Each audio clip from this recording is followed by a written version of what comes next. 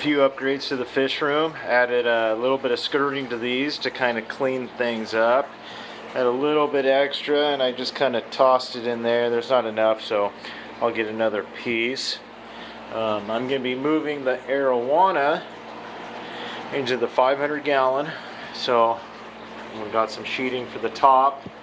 I'm going to weigh it down on these cross members on the outside.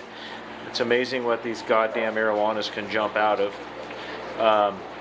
The reason I'm moving the Arrowana is Mr. Tigrinus is going to go back in there. I only moved him into the pass-through tank because I was afraid the Arrowana might scoop him up.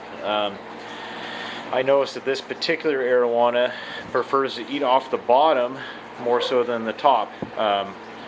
He'll watch the food drop and just go down there and scoop it up. So I was a little afraid of that happening. That's a pretty nice fish to get eaten by a dumb Arrowana. Mr. Blue Mouse Catfish here is continuing to heal. His back fin is actually growing in a little bit, so I think in another week or two he's going to be good to go, and I'll be rehoming him. I'm going to go through another round of medication with this guy. I just can't kick this infection he has.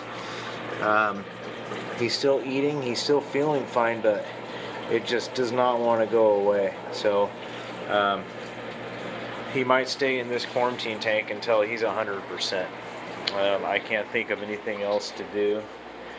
Everybody else in here seems to be doing fine. I've got a bloom of snails in here. They kind of showed up overnight. When I come in the morning and I turn the lights on, there's thousands of them. So I'm going to bait them in with some green beans and probably put them in with the puffer. Everything is business as usual in the pond. I have noticed that the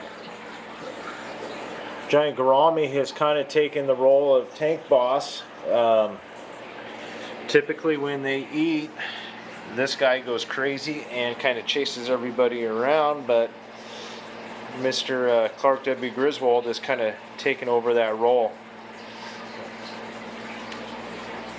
So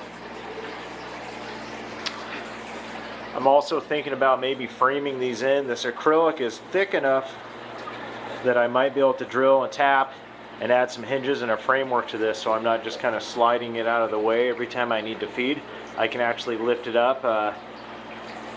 I might even put a rope and pulley system on there so I can kind of pull down and hook it, and then it can stay open while I'm feeding. Just kind of one of those little convenience things.